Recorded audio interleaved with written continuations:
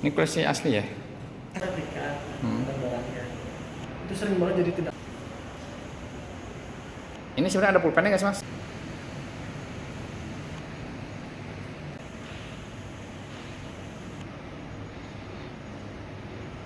Di Museum Perumusan Naskah Proklamasi sesuai dengan namanya, kami menampilkan berbagai catatan peristiwa tentang proses perumusan naskah proklamasi. Mulai dari pertemuan tokoh, kemudian ada proses perumusan naskah proklamasi oleh tokoh proklamator kita, kemudian bagaimana naskah proklamasi kemudian melalui perdebatan sengit dengan golongan muda, antara golongan muda dan golongan tua mengenai bagaimana isi dari naskah proklamasi, kemudian naskah proklamasi diketik dan kemudian naskah ditandatangani oleh Soekarno dan Hatta sampai pada proses ketika pembacaan naskah proklamasi. Di sini teman-teman bisa melihat bagaimana perjalanan peristiwa mulai dari penyusunan hingga penandatanganan naskah proklamasi. Jadi teman-teman bisa melihat untuk museum sekarang sudah berbenah bahwa museum ini sekarang kita mulai mencoba mendekatkan diri dengan kalangan milenial yang akrab dengan gadget.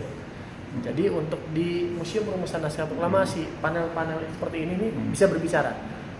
Kita tinggal mendownload aplikasi namanya SIJI, SIJI di Google Play Store, kemudian menginstalnya, kemudian membuka aplikasi tersebut dan diarahkan ke panel-panel ini yang ada tanda-tanda kuning seperti itu. Kita sebut namanya SIJI-able.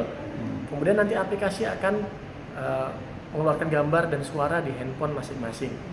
Basis teknologi yang menggunakan AR, teknologi AR, dan ini bisa diakses oleh siapapun yang memiliki akses internet dalam museum.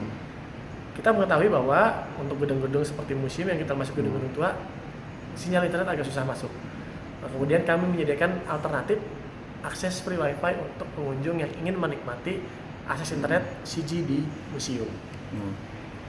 Oke, untuk teman-teman bisa sekarang kalau misalkan masih ada anggapan bahwa museum itu tempat yang tidak menarik, tempat yang sepi, tempat yang seram, tempat menyimpan barang-barang kuno yang nggak berguna, dibuang jauh-jauh pikiran itu. Karena museum sekarang sudah enak, sudah adem, sudah kemudian murah, ada akses teknologi, dan juga kalian bisa belajar tentunya untuk menikmati konten-konten yang ada di museum. Dan juga museum bisa dijadikan salah satu alternatif untuk sarana rekreasi yang murah karena harga tiket masuknya sangat terjangkau.